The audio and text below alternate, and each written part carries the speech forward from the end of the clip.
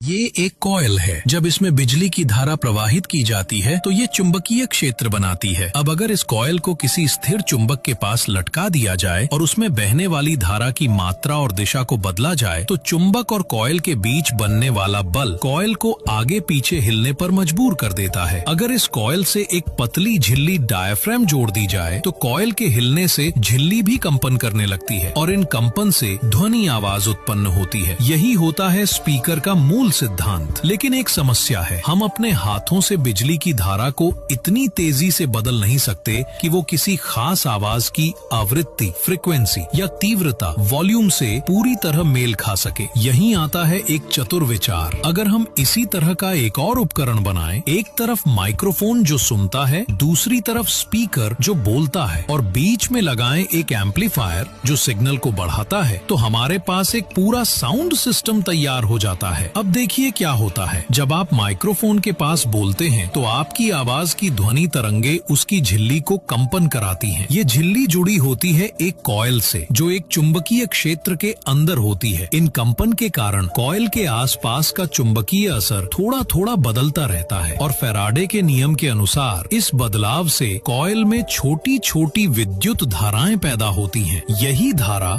आपकी आवाज का विद्युत रूप इलेक्ट्रिकल सिग्नल होती है। ये सिग्नल एम्पलीफायर में जाता है जहां ये कई गुना बढ़ाया जाता है और फिर भेजा जाता है स्पीकर को। स्पीकर की कॉइल भी चुंबकीय क्षेत्र में होती है। जब उसे ये विद्युत सिग्नल मिलता है तो वो उसी हिसाब से आगे पीछे हिलती है और झिल्ली को कंपित करती है। इससे वही ध्वनि तरंगे दोबारा बनती हैं जो आपने माइक्रोफोन के पास बोली थी और इस तरह आपकी आवाज बिजली के जरिए चलकर स्पीकर से फिर से सुनाई देती है। और इस तरीके से अब आपने न केवल स्पीकर का सिद्धांत समझ लिया बल्कि माइक्रोफोन और पूरा ऑडियो सिस्टम कैसे काम करता है ये भी जान लिया। हमें एक पीसी की जरूरत है और इसमें थोड़ी सी आपकी मदद चाहिए। 5, 10, 50, 100 आपसे जो हो सके हमारी मदद के लिए सहयोग कर सकते हैं।